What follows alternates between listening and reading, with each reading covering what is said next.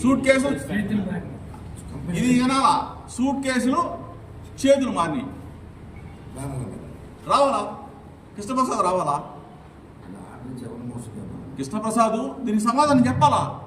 Suit case కృష్ణప్రసాద్కి వచ్చిందా, కేపీకి వచ్చిందా, పీకేకి వచ్చిందా, లేకపోతే ప్రభుత్వ ముఖ్యమంత్రి చంద్రబాబు నాయుడుకి వెళ్ళిందా, ముఖ్యమంత్రి కొడుకు లోకేష్కి వెళ్ళిందా?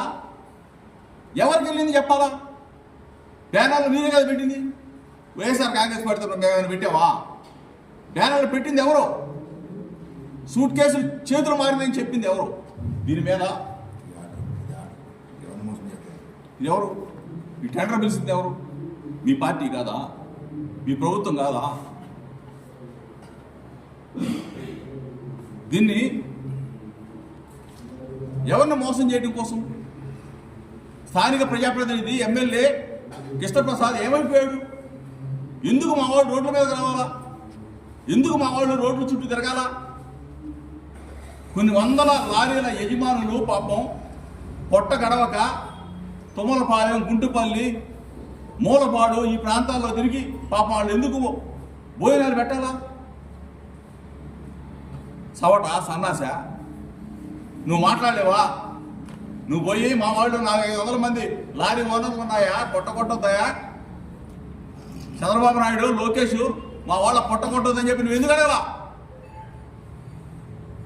నీ డ్రామా తెలుసు, నీ ఎత్తుగడ మాకు తెలుసు.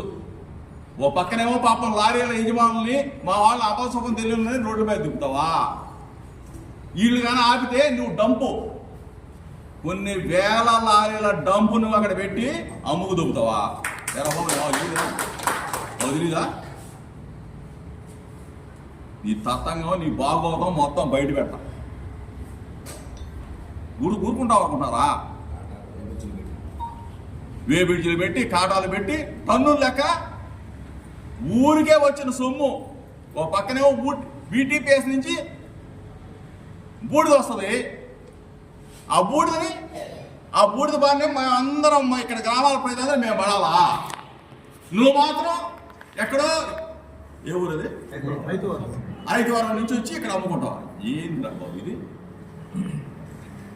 మేమేమో బూడిద బారిన పడాలా, మేమేమో అవస్థలు పడాలా, మేమేమో రోగాల బారిన పడాలా. నువ్వు 5 వారం నుంచి టిప్ టాప్గా వచ్చి నువ్వు కేపీ పీకే ఇద్దరు కలిసి మొత్తం లూటీ చేసి ఇక్కడ డంపులు పెట్టి అమ్ముతారా?